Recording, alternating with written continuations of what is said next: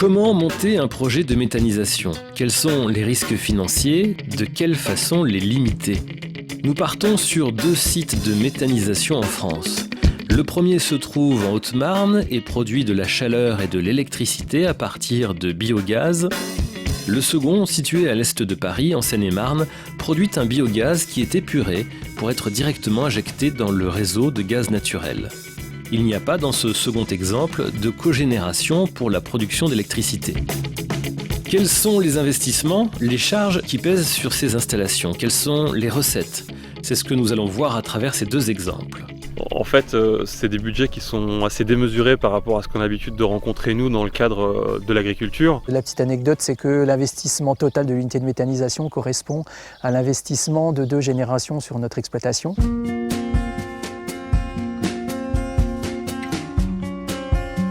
L'exploitation de la famille Collin en Haute-Marne s'étend sur 320 hectares.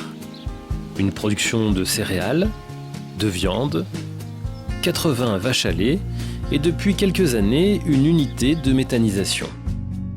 L'investissement est de 1 885 000 €, ce qui représente 7 500 € au kilowatt électrique installé.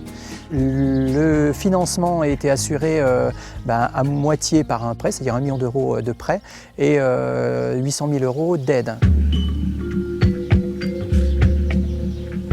Ces 40% d'aide viennent du fonds Région Climat, donc cofinancé Région ADEME, ensuite du FEDER et d'un dossier Plan Performance Énergie, donc État. On n'a pas démarré directement par 1 880 000 €. C'est-à-dire que l'unité a été de 70 kW, 150 kW, 200 kW pour arriver à 250 kW. C'est vraiment un cheminement.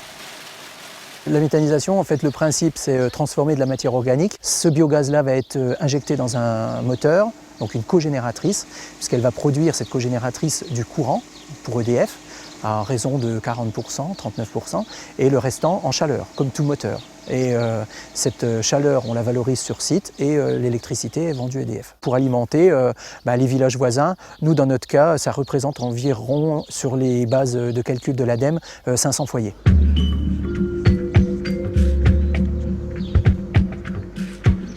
On a 2 mois de séchage maïs. Je pense qu'aujourd'hui, s'il n'y avait pas du tout de valorisation de chaleur sur le site, ça ne pourrait pas aller.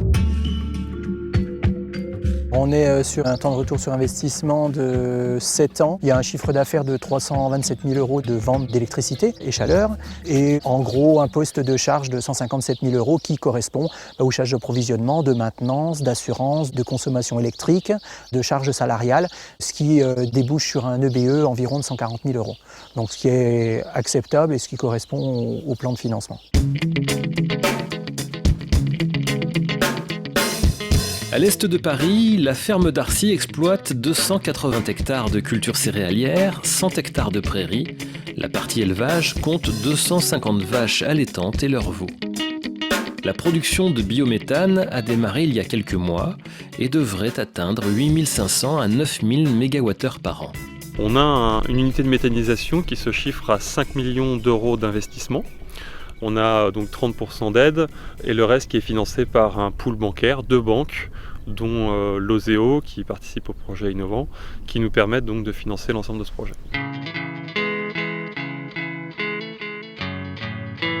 Il a fallu convaincre les banques pour leur montrer qu'effectivement on a pensé à tous les points, qu'on n'a rien laissé au hasard.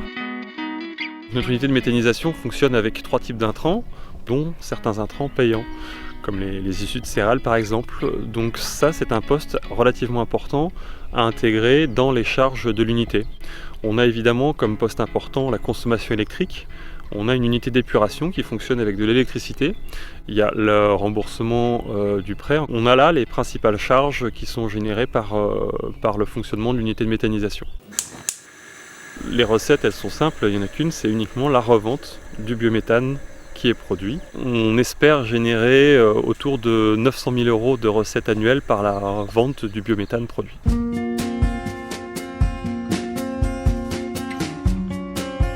Le retour sur investissement, aujourd'hui, on l'espère sur 10 à 12 ans.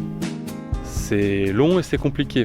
Ceci étant, si quelqu'un a la volonté, il a absolument aujourd'hui tous les outils pour faire, avec le soutien de l'ADEME, avec le soutien des différents partenaires, pour pouvoir mettre en place son projet.